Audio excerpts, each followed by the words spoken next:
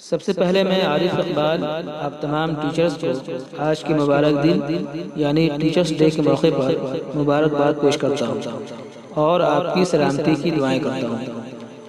اس وقت میں آپ لوگوں سے ہزاروں کلومیٹر دور اپنے گھر پر ہوں، پھر بھی میرا دل آپ کی عزت، آپ کی عظمت کو سلام کرنے سے روک نہیں پایا۔ اس لیے اس میسج کے ذریعے اپنے احساس اور اپنے جذبات کو آپ تک پہنچانے کی کوشش کر رہا ہوں۔ تو ہماری بات شروع یوں ہوتی ہے۔ زندگی نام ہے نشیب و فراز کا، اتار چڑھاؤ کا، اچھے برے کا۔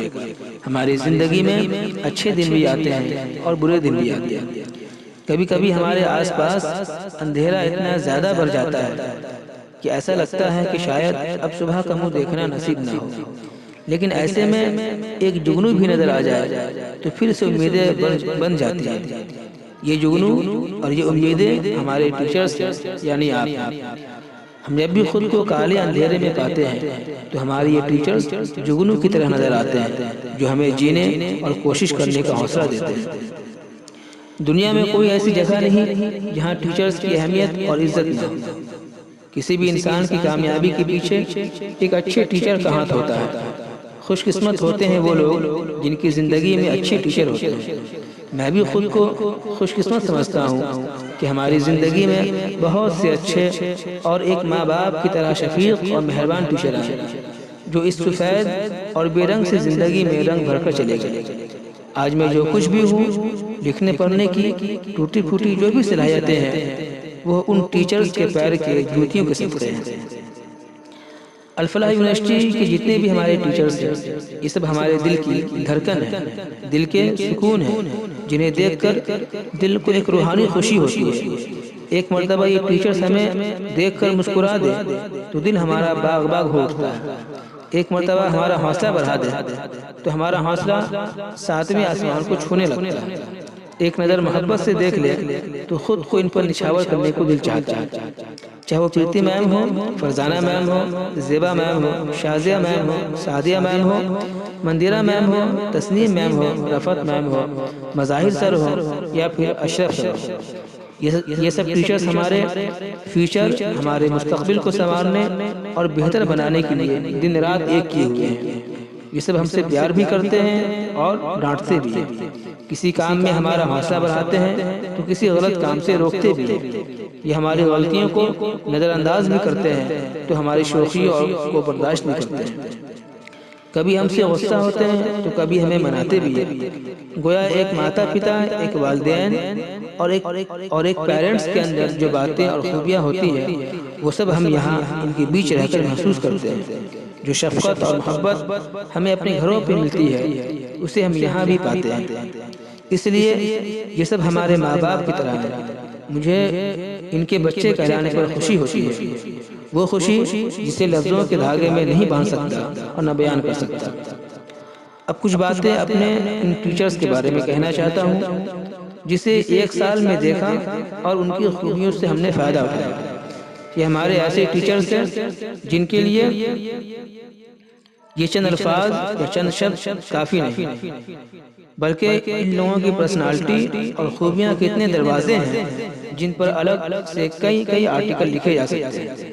انشاءاللہ وہ بھی لکھوں گا، مگر ابھی چند لفظوں میں ان کی خصوصیات کو بیان کرتا ہوں اور ان کی عظمت کا اعتراف اور سلام کرتا ہوں۔ سب سے پہلے پریتی میم۔ پریتی میم وہ ٹیچر ہیں جنہیں الفلاح میں داخل ہوتے ہی سب سے پہلے میں نے دیکھا اور سب سے پہلے ان کے کلاس میں ہمیں بیٹھنے کا موقع ملا۔ پریتی میم کے اندر بچوں کو سمجھنے کی پرت، ان کے لیے ہمدردی اور ایک حوصلہ مند ٹیچر والی کوالٹی ہے۔ اگر میں یہ کہوں کہ ایک اچھے ٹیچر کی جو خوبیاں ہوتی ہیں وہ سب پریتی میم کے اندر موجود ہے تو غلط نہ ہوگا۔ بچوں کے سوال کا جب تک وہ اطمینان بخش جواب نہیں دیتی، اس وقت تک وہ اسے مختلف طرح سے سمجھانے کی کوشش کرتی رہتی ہے اور آخر میں کامیاب بھی ہوتی ہے۔ کبھی سخت ہوتی ہے تو کبھی نرم دکھتی ہے۔ اسٹوڈنٹس کی پرابلم کو حل کرنا اپنا فرض سمجھتی ہے اور اسے پورا کرتی ہے۔ اوپر والے نے پڑھانے کے ساتھ ساتھ لکھنے کی بھی اچھی صلاحیت دی ہے۔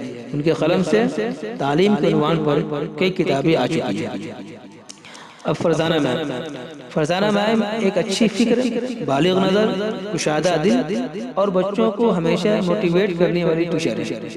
ان سے کوئی بھی اپنے دل کی بات کہہ سکتا ہے اور وہ بالکل صحیح رہنمائی کرتی ہے۔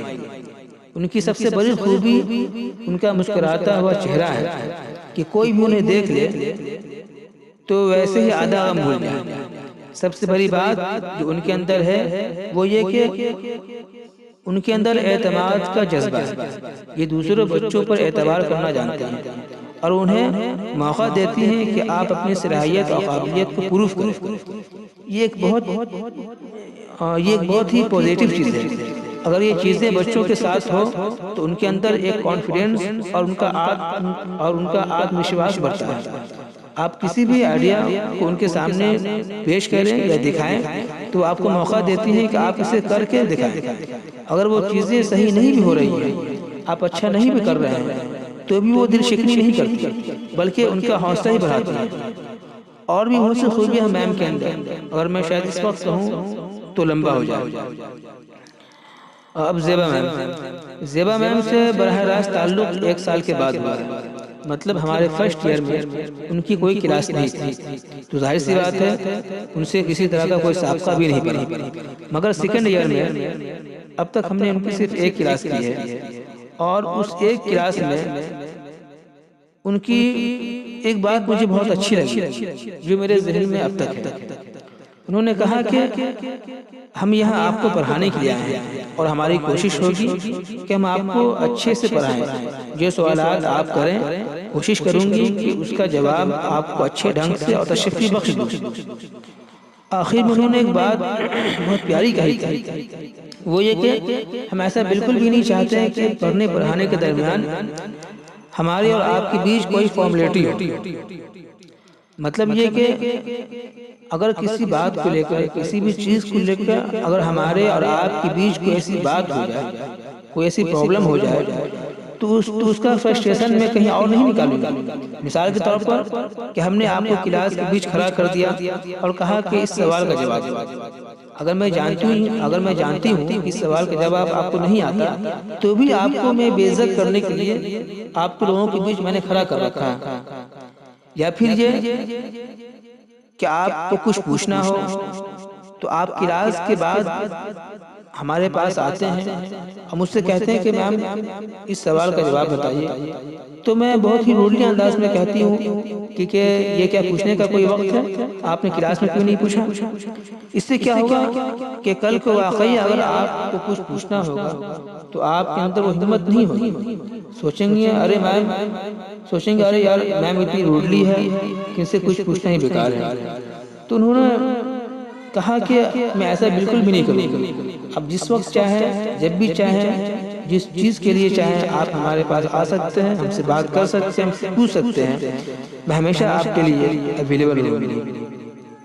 اب تسنیم میم کی جہاں تک بات ہے، وہ بھلے ہی تھوڑی کڑک ہو، سخت ہو، مگر اندر سے اتنی نرم دل ہے۔ وہ سخت ضرور ہے مگر اصولوں پر ہے، وہ سخت ضرور ہے مگر تعلیم کو لے کر ہے، وہ سخت ضرور ہے مگر ڈسپلین کے معاملے میں، وہ سخت ضرور ہے مگر ہم اسٹوڈنٹس کی اچھائی کے لیے، ہم اسٹوڈنٹس ان کی تیور سے، ان کی باتوں سے، ان کی تیکھی نگاہوں سے خوف زدہ ضرور ہوتے ہیں، مگر کوئی بھی ان کے پاس جائے، ان سے قریب ہو جائے تو ان کے اس غصے والے چہرے کے اندر جو چھپی ہوئی نرم دل ہے اسے ضرور دیکھے گا۔ اور میرا یقین ہے کہ جو انہیں قریب سے دیکھ لے گا وہ ان سے کافی متاثر ہوگا۔ اشرف سر نہایت ہی منکسر المزاج، خاموش مزاج، خوش مزاج، سادہ مزاج، یعنی سر سے پیر تک آپ انہیں دیکھ لیں تو آپ ایک ہی مزاج کا پائیں گے۔ جیسے ہم نے شروع میں دیکھا تھا آج بھی ہم ویسے ہی دیکھ رہے ہیں۔ ان کے پڑھانے کا انداز بہت ہی نرالا ہے، چہرے پہ ہلکی سی مسکراہٹ کے ساتھ اچھی زبان اور اچھے الفاظ کا استعمال کرتے ہیں، وہ الفاظ جسے ہم ڈکشنری میں دیکھتے ہیں یا پھر بڑے بڑے پروفیسر حضرات یا ماہر تعلیم کی زبانی سنتے ہیں۔ آپ کسی بھی وقت، کسی بھی ٹائم، جب بھی چاہیں ان سے سوال کر سکتے ہیں، ان کے پاس جا سکتے ہیں اور وہ بہت ہی بڑے اطمینان کے ساتھ ہمیں سمجھاتے ہیں۔ مظاہر سر، مظاہر سر کے بارے میں یہ کہوں گا کہ ان سے واسطہ بہت ہی کم ہی رہا، بہت کم کلاس ہم لوگوں نے ان کے ساتھ کی۔ مظاہر سر باصلاحیت ہونے کے ساتھ ساتھ اپنے کام اور اصول کے پابند ہیں۔ کسی طرح کی بھی ذمہ داری ان پر ہو تو وہ پوری ایمانداری کے ساتھ اسے انجام دیتے ہیں۔ الفلاح کی مینجمنٹ ان پر کافی اعتماد کرتی ہے اور انہیں بہت ہی اہم اکیڈمک پلان کی ذمہ داری سونپتی ہے۔ اسٹوڈنٹس بھی ان کے پاس کسی طرح کی کوئی پرابلم لے کے جاتے ہیں تو اسے پوری کوشش کرتے ہیں کہ اسے دور کریں۔ مندرہ میم کو اگر میں ایک آندھی کہوں تو غلط نہ ہو۔ کلاس میں کتنا ہی شور کیوں نہ ہو، کتنا ہی ہنگامہ کیوں نہ ہو، اگر وہ آ گئی تو سارا کلاس خاموش، ایسا لگتا ہے کہ سب کچھ صاف سن گیا ہو۔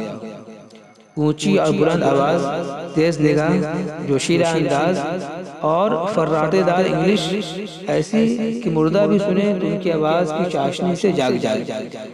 ہمیں تو ان کی انگلش زیادہ سمجھ نہیں آتی، مگر جب بولتی ہیں تو سب سے پیچھے والی کرسی پر بیٹھ کر محسوس ہوتا ہے کہ کانوں میں رس گھل رہی ہے۔